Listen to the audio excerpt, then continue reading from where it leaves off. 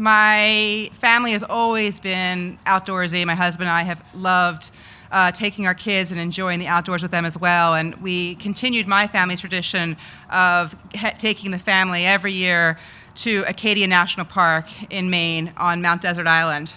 And at this particular year, we definitely had our hands full. We had 4 children, 5 and under.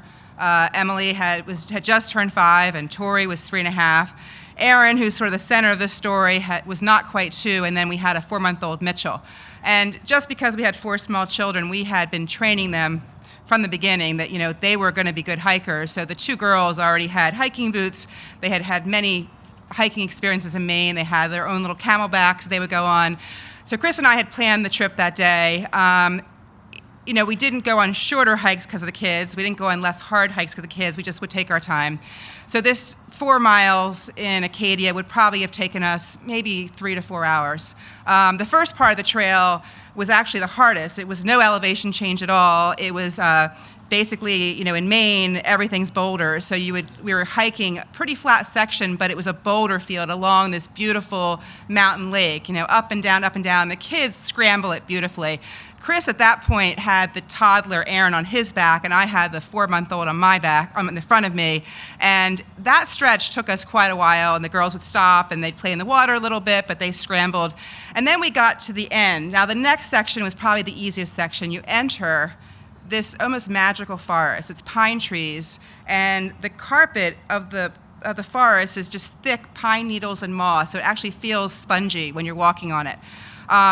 There's really just moss and these pine trees gradually going up until you get to eventually the area where there's no more trees, the tree line.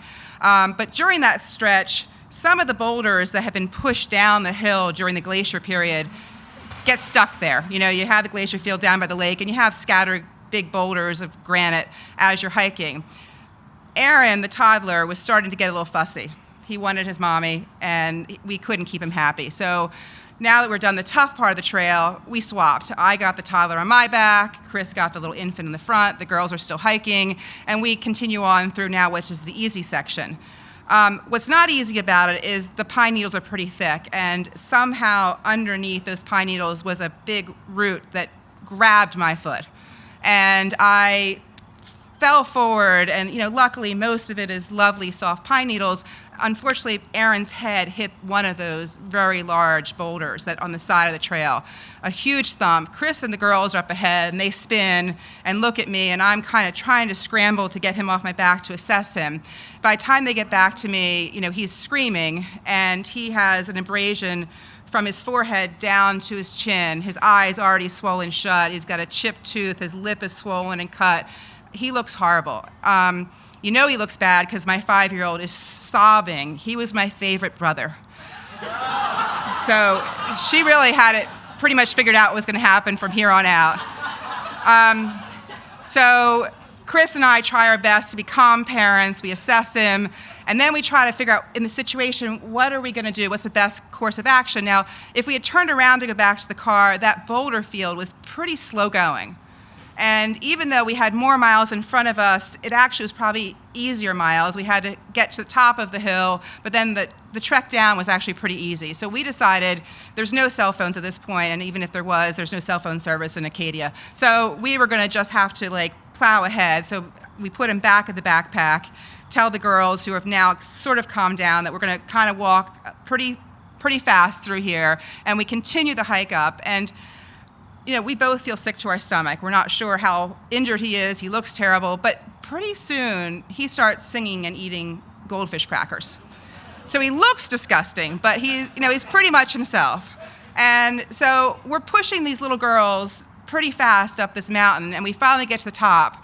And, in Acadia, it's just gorgeous up there. You get views of the ocean, views of the other mountains. It's a flat boulder field where there's blueberry bushes all around. And the girls ask us, they say, can we stop and rest and have lunch?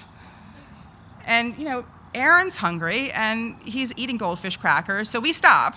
And the girls eat their lunch quickly, and then they have these little bags of blueberries. They're picking along the top of the mountain, and Aaron is toddling around the top with a handful of his sandwich, and I'm nursing the baby. And, if you didn't look at Aaron's face, you would think, what a beautiful family outing.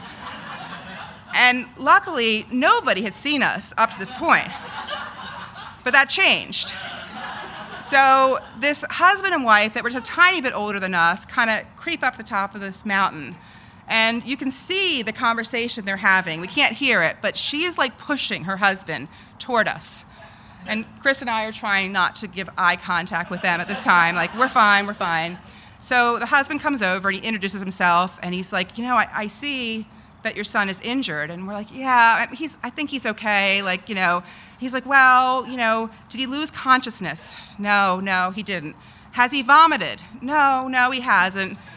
Did he have a seizure? No, I think he's okay. And the guy's like, I think you're probably right. You're gonna get him checked out when you're done, but I think you're right, he's okay.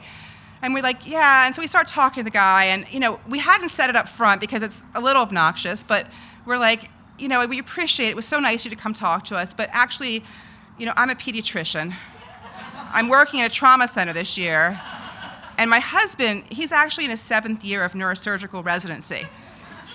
And the guy was like, I said, but honestly, as parents, it's always so reassuring to have somebody else come in and give you some more help. And so we felt really good because now the neurosurgeon, the pediatrician, and the gynecologist have all cleared this boy to make it down safely.